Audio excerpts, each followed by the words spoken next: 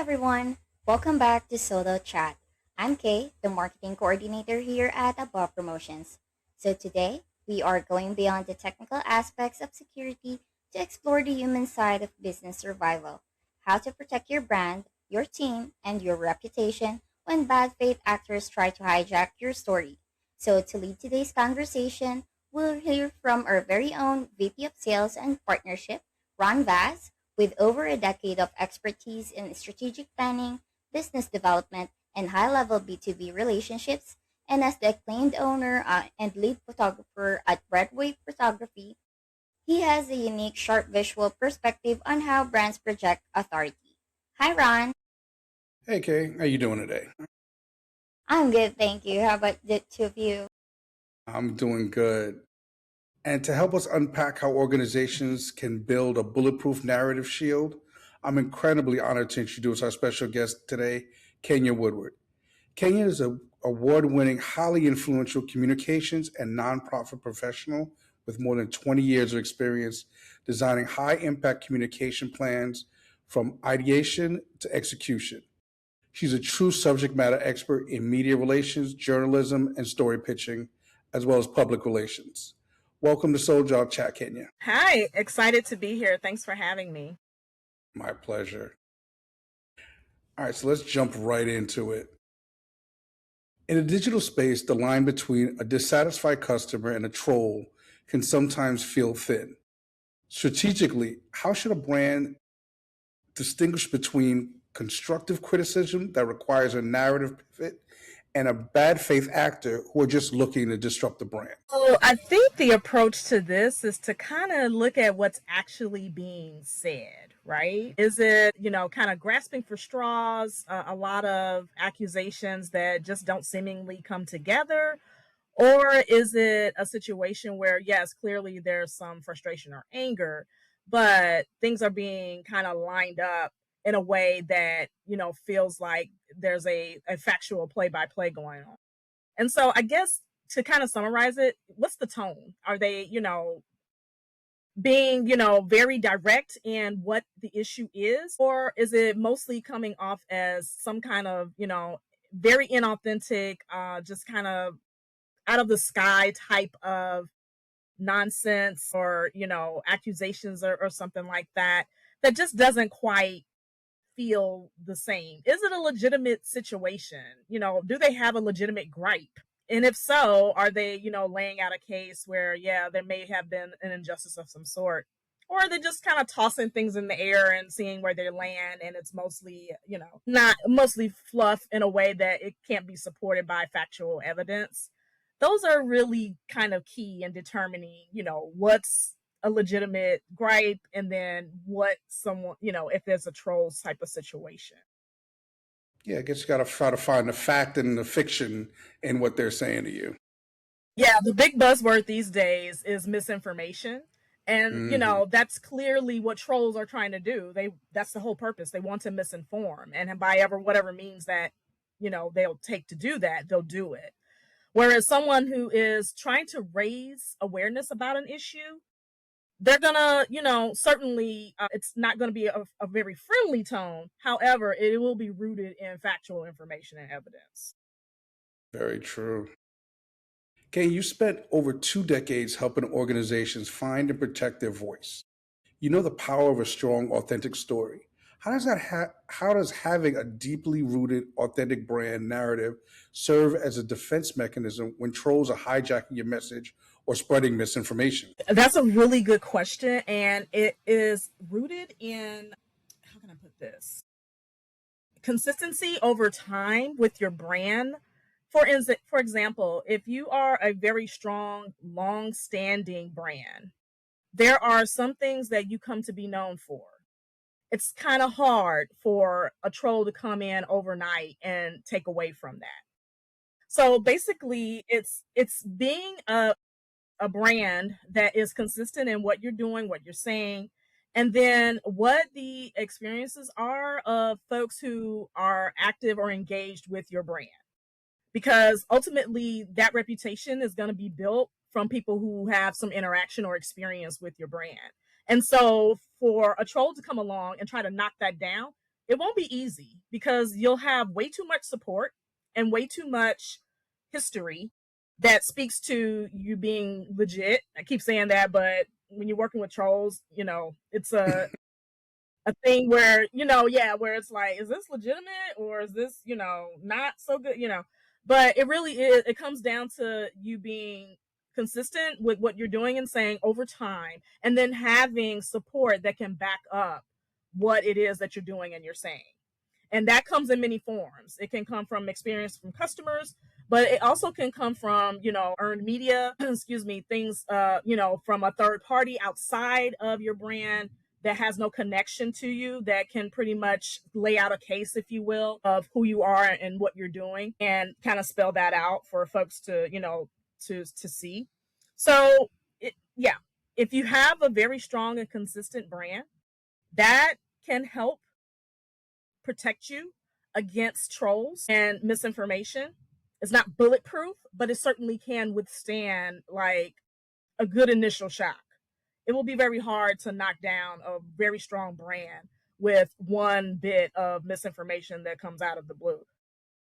Usually, when brands fall victim to, you know, uh, rumor and scandal, if you will, it's because there's been some holes found somewhere in the story of the brand. And in most cases, it doesn't take much. But if you're very, very, if you have that history and you've been longstanding for a while, also when you have folks who are within your organization who kind of, think ahead, determining what exactly is your long-term strategy to protect the brand overall, not just against trolls, but from many other different factors.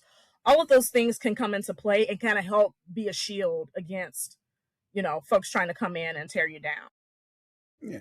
So basically, it boils down to brands have to build their own foundation to protect themselves from trolls coming in to destroy what they've built. Yeah, absolutely. And that can happen in a lot of different ways. One of the best ways is, what do your relationships look like with different factions that interact with your brand, your customer base, your stakeholders, vendors? It just depends. And so you kind of want to strengthen all of those different relationships because they function in different ways, but they can help you if you're under attack. Yeah. And there's an old adage, don't feed the trolls. However, in today's high speed society, high speed social environment, silence can sometimes be interpreted as admission of guilt. What's the strategic framework for deciding when to fight back with facts and when to put out the fire?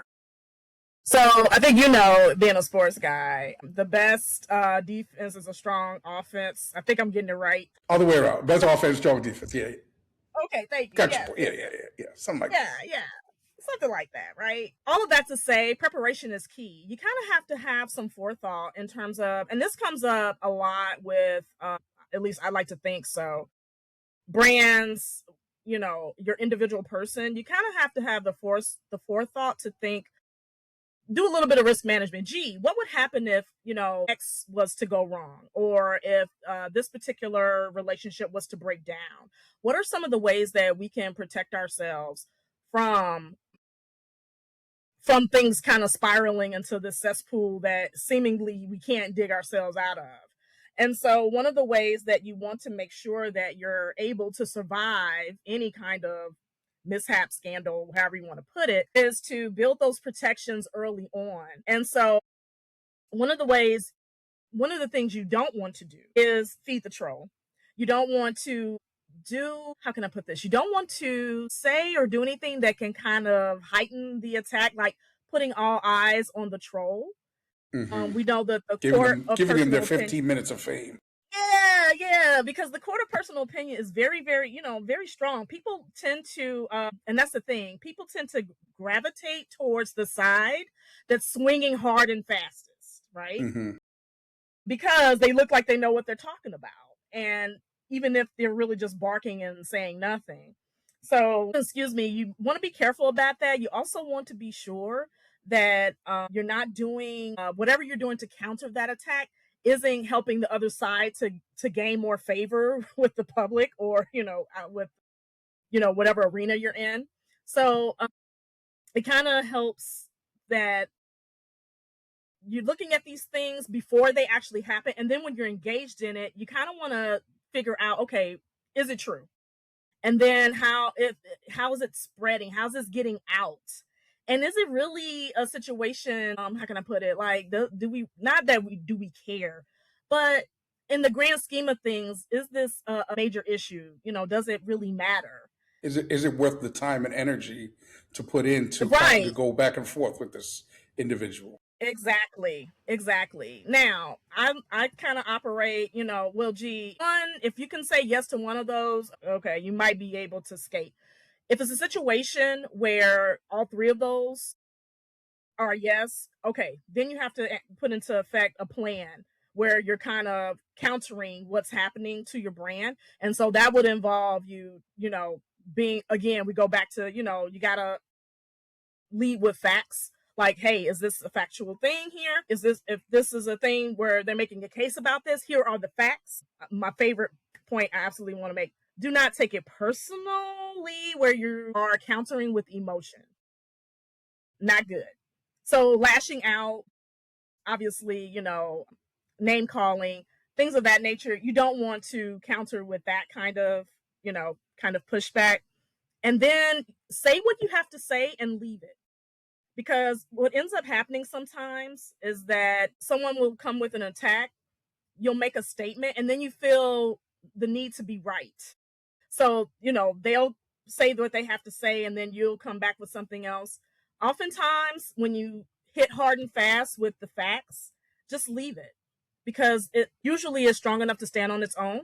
And whoever is attacking you, when you're not feeding into that, they have no choice but to retreat eventually. Yeah, we pretty much go to. I'd also like to add an input about that, like what strategy we should be working on. I also think that it would be great to add in making sure that you have a unified communication within your team. Because if you don't have that unity, like communicating with each other on what to say, what to put out there, I think it would also cause for you to like feed those straws wrong information or wrong things that you didn't have to say. So I think that's very important as well, like making sure that all your teams are lined up. Yeah, you're right. Ensuring that everybody is reading from the same script, one band, one sound, right? And that Mhm. no one is feeling compelled to say or do more outside of what's already been decided that how you were going to approach it. Because the one thing that can make worse is to make the situation worse is if there's some kind of perception of division within your organization about how to approach, a situation where misinformation or trolling is taking place. If someone can needle you and decide, make it so that they see where, oh, wait a minute, that's totally different from what this other person on the team said, that's an entry point for disaster. So you definitely want to make sure that everybody is all in on whatever the strategy is to how to counter, and then everybody's moving accordingly until things subside. Yeah, I think when you have more than one voice from an organization, that can muddy the waters because then things get misconstrued, emotions get involved. That's when name calling comes into play, and Yep. that's the worst thing that can happen. Yeah, absolutely. Because remember, you can put it out, but you can't take it back. Yeah, So you especially have on to the you internet. have to be yeah, you have to be internet is forever. You have to be really Hmm. careful about how you respond, because that is what's going to linger. And we see it all the time. People try to backtrack, organizations try to, redirect. If you come out with a very strong response that's excuse me, well put together, everyone is in the organization is behind it, no one's trying to talk out of turn, it usually, you have a much more successful, But it yeah, tends out to work out better than if you don't. Yeah. right. Yeah, and I totally understand what you're saying. It's if everybody's got to be pretty much cohesive, saying the same thing, but you're always going to have some outlier who may not agree with the path that the organization is going with. But it's all about at the end of the day staying with the what the organization is doing. Yeah, because one thing you do not want to do, yeah, Hmm. and you don't want the chaos from the outside to start to create chaos on the inside, because then you're fixing two things at the same time, and that can be bananas. So yeah. Yeah. We've seen many organizations fail at doing that. Mm-hmm. Absolutely. Yeah. Absolutely. And a lot of corporate accounts are being, at the end of the day, it's a human being running everything. And often a social media manager or a founder, they're the ones who are being pretty much the mouthpiece for the organization. How should leadership build emotional resilience into the organization's culture so that the team doesn't burn out or lose morale when the brand is under attack? It goes back to what I was saying earlier about having a plan in place, a strategy. You have to think these things out and then find a way to, because I call these things living documents. You just don't put it together and that's it. You have to find a way to ensure that whatever your strategy is, whatever your plan is, it's something that can be consistently updated. Things change, and especially anything, involving humans, right? Those things Hmm. can change. And so you want to make sure that whatever you've decided, you are able to able to implement changes as needed, but then also make sure that what's put together is clear, and you got the buy-in that you need for everybody to get on board with it. That's very key, because a lot of times, you'll have these plans in place, strategies mapped out, and then you've got people halfway in, some people totally against it, and other people all in. You got to find a way to kind of bridge all those different factions to get everybody to buy into it. And then recognize that, how can I put this? For some people, you have to figure out that people handle things differently. They respond differently, and you got to kind of recognize that. So let me give an example about Hmm. that. For some folks, they're able to counter trolling, really nasty, attacks. They can handle it. They can take it. They're able to either ignore it or they can get right with them, right? They can, go toe to toe. But for some people, it really does become a mental health thing because they have a hard time separating these attacks from who they are as a person. Like, why is this person, they start taking it personally. Why is this person attacking me? Why is this being said? And you have to figure out a way to make sure that whatever your plan is, it's really addressing those folks the most, because we assume that just people are built like we are. I can handle an attack from a troll online. Not really. A lot of people are not in a place where they are, able to accept criticism or some kind of harassment of some sort from a stranger. And so they need, whatever your plan is, it needs to address how you're going to protect those folks who are probably most vulnerable to the harm that online harassment can create, because they tend to just take it personally, and they have a hard time separating, you know the fact that it's a stranger. It may even be a bot, right, that's programmed to do and say really Love the nasty bots. things. Gotta love the bots. Right? Yeah, yeah, yeah. A lot of time, I think a lot of people don't understand that a lot of these troll accounts, they aren't even people. They're not real. But and then that becomes a whole other thing where, people are then, they're questioning, am I really engaging with a real person?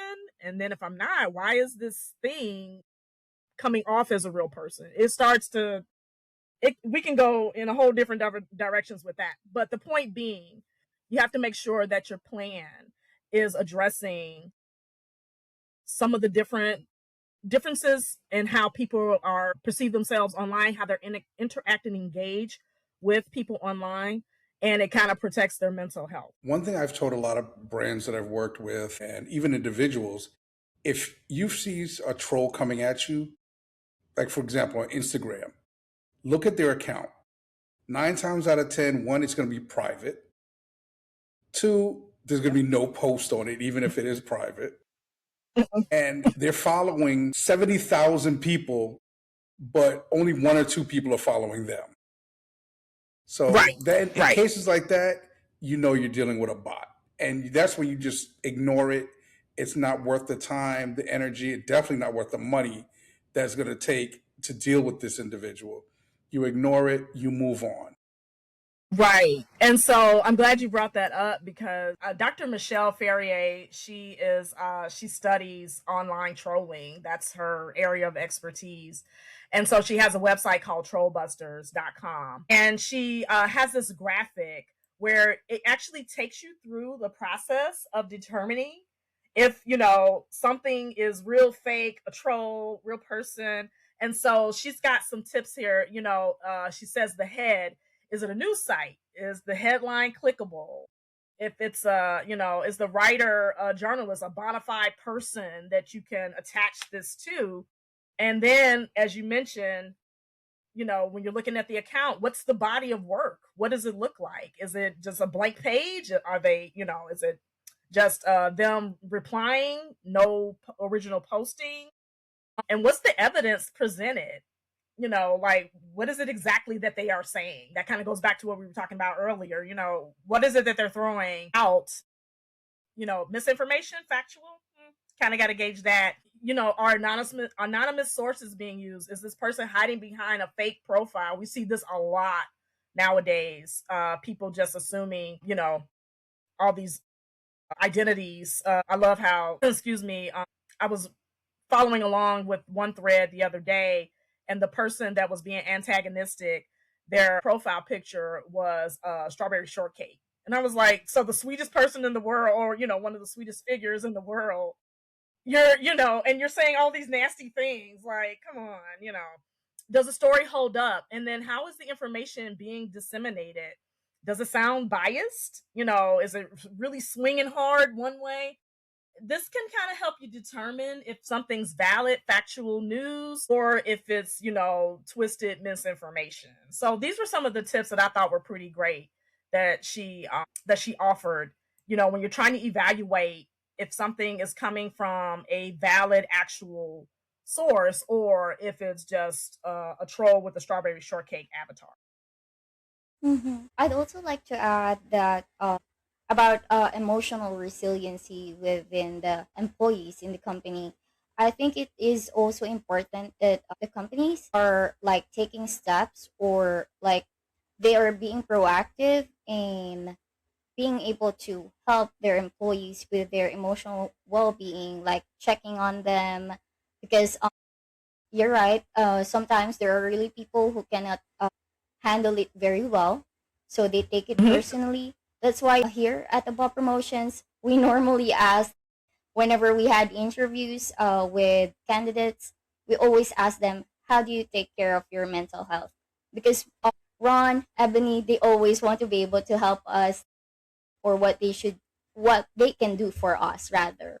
Yeah, I think it's very important that it's great for employees to have their company's back, but there's a fine line between having the company's back and taking it personally when a troll is attacking the organization. I agree. I have a friend. Her name is Kelly Abanda, and she works in neuroscience. That's her area of expertise, and she is adamant that companies should absolutely build mental wellness into the fabric of the culture of the business. You cannot have a healthy functioning organization if your employees are sick in a way, if they're not mentally well, it doesn't work. And so she encourages businesses to find ways to she kind of helps them to find a way to build mental wellness, make it a almost like an everyday thing where it's so interwoven. You don't It's not a special set aside, it's mental health awareness month. Excuse me. And so, of course, the month of May, you're going to find a lot of companies taking the time to actually, do some mental health activity of some sort throughout the month to kind of engage their employees. And then June 1st, it's all over, right? So her argument is that, yeah, it's dropped like a hot potato because, hey, it's summertime. And hey, if you hadn't gotten better by the 31st, oh well.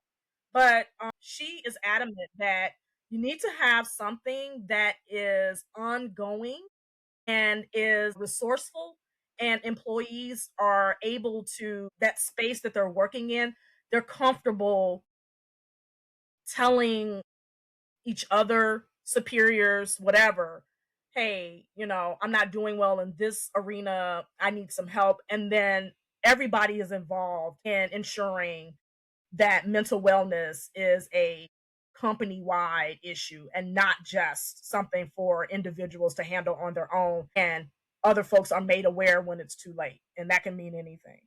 So, yeah, very important. You know, once the troll goes away, the people are still there, and once everything from the troll dies down, there's still a lingering shadow of search results or social threats. What's the best strategic steps for a brand to reclaim its narrative and ensure that the troll's version of the story doesn't become the permanent record? This kind of swings back a little bit to what we were talking about earlier. How you've decided to handle things, not in the moment, but thinking about what the plan is going to look like if X was to happen. It's all in the initial response. How you've decided that you're going to face something, handle a situation, respond to an attack. It's going to require you to be. I like the phrase Stay ready so you don't have to get ready." Hmm. Highly, highly recommended in this instance as well. You have to be able to kind of be a little bit of a fortune teller, or look into the future a little bit and kind of give yourselves these, well, what if type of scenarios that kind of help you craft and frame a way that you're going to respond to something. And excuse me, you also have to, how can I put it? Be busy in a way that you don't come off as desperate or, kind of just hacking something together, but you're actually have a well to tap into that you can pull out of that some really good positive news content, however you want to call it, that you can then put in front of, or kind of hopefully to help you get ahead of the scandal or the issue with the troll. Right. So it but this is all built into a strategy. You have to do these things, have to map these things out before something happens. And I think that's key. Being proactive is very, very important. But and then once you've decided, you've got that plan together and you're going to initiate or execute, then you have to make sure you've got some key elements. And so a couple of those things right off the top is, and I was talking, this is what I mean by being busy. You have to be able to rely on those relationships we were talking about earlier. This is where they can help bail you out. Those customers who have those, really great reviews, or, you've got some really great emails from someone about an interaction that they have with your brand or your company. Use those to your advantage. Now, how you go about doing that, 50 million different ways. But remember, you've got an arsenal, at least you should. You got an arsenal that you can pull from to help you survive and get over that hump. And it's not just, external, it's also internal. So your leadership, this is where they can come out and, offer a counter narrative, if you will, to the attacks and, the abuse, if you will, from trolling. That's, at least I'd like to think that's why you got them on the team, right? Because Right. yeah, you need your sharpshooters before the heavy artillery is being pulled out. You kind of need to make sure you got your folks ready to go. And then, because I work in media, this is where those healthy relationships with your media partners. This is where you can cash in some chips. And this is really important. You cannot wait until something bad happens to decide that you want to have that available to you.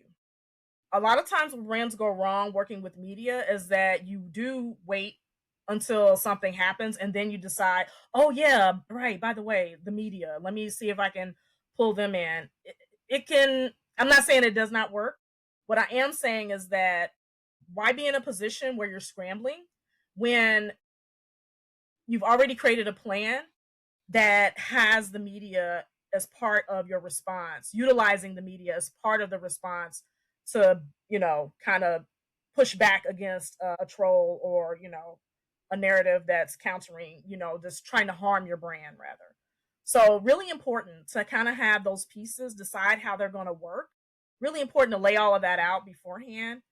Something happens, you're ready to go. It's not a matter of trying to decide, okay, this way, that way, how we're gonna. It's okay. So we've already kind of mapped out if this should happen, here's the response is going to be. And then, same for whatever the other scenarios could possibly be. Yeah. At the end of the day, it's not if it's going to happen, it's when it happens. Yeah. You make sure Hmm. you have your positions and your things in place so that right as it happens, you're ready to attack and counterattack at the same time, and make sure that everybody who sees your brand has the message that you want them to hear, not the message that the troll wants to hear. Exactly. And that comes back to making sure that, again, your information, your content, however you want to, call it, you're able to utilize that to push back against it. And it's so strong and so based rooted in facts that it really does require folks who are paying attention to what's going on.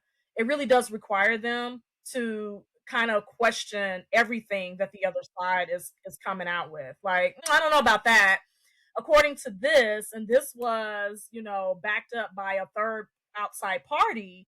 That's not exactly, how it works. And then the troll is kind of left going like, oh, well, because they don't have anything to really counter back with. Very, very important to have all of these things lined up prior to something jumping off. This is a great, incredibly great practical operational insights that every executive needs to hear. Kenya, thank you so much for breaking this down for us.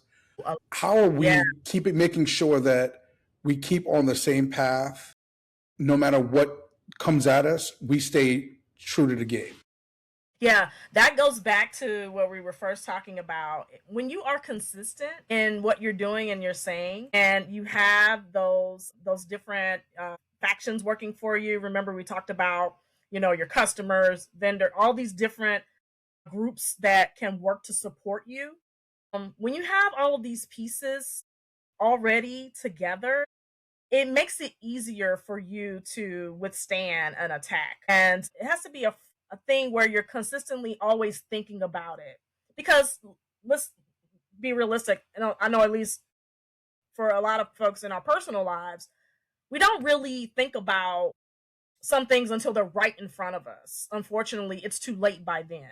So what you want to make sure you're doing is you're building a brand, you're setting up a narrative that is as solid as possible and able to stand up and push back against an attack that has a lot of holes in it and makes it impossible for anything to really land against you.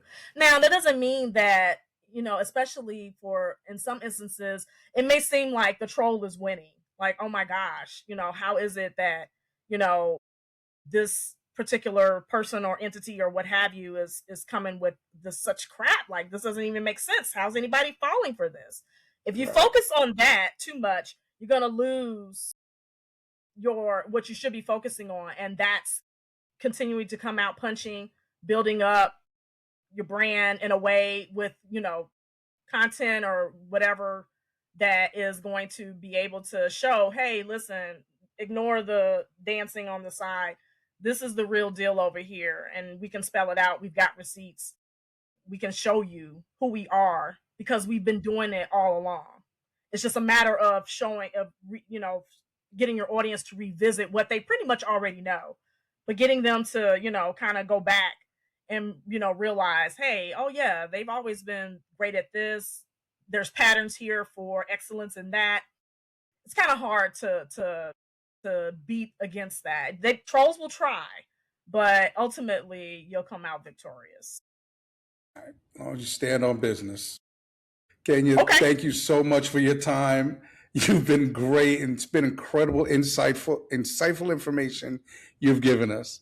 Okay, I'm Thanks throwing for back over to having you for me. wrapping us up. All right. Thank you so much, Ron and Kenya, for such a powerful and timely conversation. So, to recap what we learned today, building narrative resiliency is just as important as securing your technical infrastructure. So, we covered three essential pillars like being able to distinguish honest, constructive customer feedback from coordinated bad faith disruption so you can react with logic instead of your emotion, understanding that silence can sometimes look like guilt, and knowing how to use a strategic framework to decide when to correct the record with facts.